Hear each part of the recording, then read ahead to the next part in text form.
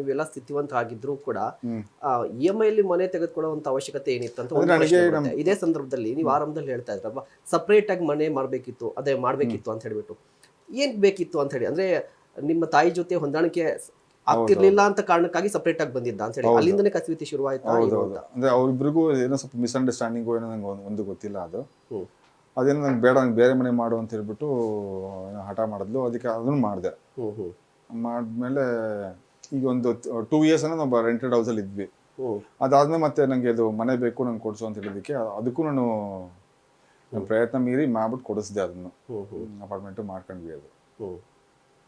ಅದು ಸ್ವಲ್ಪ ನನಗೆ ಅದು ಜಾಸ್ತಿ ಇದಾಗ್ಬಿಡುತ್ತೆ ನನಗೆ ಕಮಿಟ್ಮೆಂಟ್. ಅದು ಸ್ವಲ್ಪ ಅದು ಜಾಸ್ತಿ ಆಯ್ತು ನನಗೆ.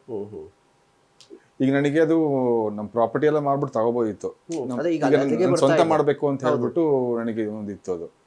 ಹಂಗಾಗಿ ನಾನು ನಂದೇ ಈಗ ನನ್ನ ಹೆಸರಲ್ಲೇ ಲೋನ್ ಮಾಡ್ಬಿಟ್ಟು ತಗೊಂಡಿದ್ದು ಪ್ರಾಪರ್ಟಿ.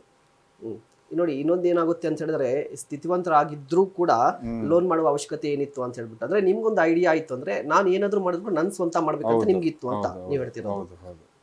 ತಂದೆ ತಾಯಿ ಪ್ರಾಪರ್ಟಿ ಇತ್ತು, ಈಗ ಮಾರ್ಬಿಟ್ಟು ನಾನು ತಗೋಬೋದಿತ್ತು. ಅದು ನನಗೆ ಇಷ್ಟ ಇರಲಿಲ್ಲ ನನಗೆ.